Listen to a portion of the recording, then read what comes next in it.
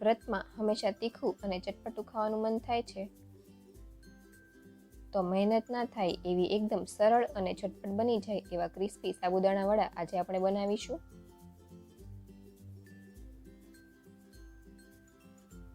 તો વડા માટે 3 કલાક પહેલા જ મેં સાબુદાણા પલાળી દીધા હતા, જે એકદમ સારી રીતે પલળી ગયા છે અને એકદમ સોફ્ટ થઈ ગયા છે. હવે વડા બનાવવા માટે વડાનું મિક્સર તૈયાર કરી લેશું. સાબુદાણામાં સમારેલા ધાણા, શેકેલી શીંગનો દરદરો પાવડર 3 ચમચી, લીલી મરચી કાપેલી, અડધી ઇંચ જેટલું ખમણેલું આદુ, સ્વાદ અનુસાર મીઠું, કાળી મરીનો પાવડર અડધી ચમચી, શેકેલા જીરાનો પાવડર અડધી ચમચી, 3 નાની સાઈઝના બાફેલા બટાટા મેશ કરીને લેશું.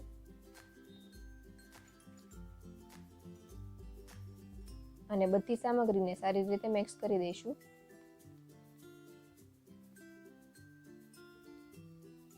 બધી સામગ્રી મિક્સ કર્યા બાદ હાથને તેલ વડે ગ્રીસ કરી લેશું.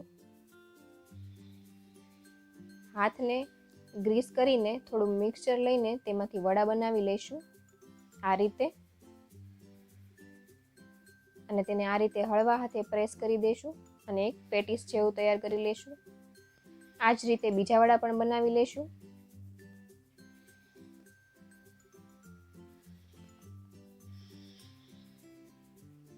તમે આની સ્ટિક્સ પણ બનાવી શકો છો. આ રીતે શેપ આપીને. તો આ વડા અને સ્ટિક્સ બંને તૈયાર છે. હવે આપણે વડા ફ્રાય કરી લેશું.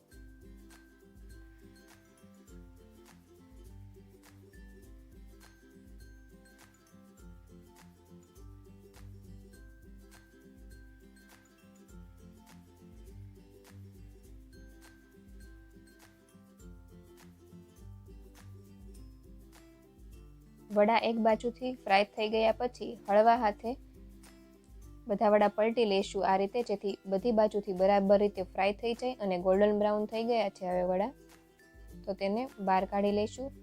આ જ રીતે સ્ટિક્સને પણ તળી લેશું. સ્ટિક્સને પણ હળવા હાથે ફેરવી લેશું, જેથી બધી બાજુથી સરખી રીતે ફ્રાય થઈ જાય.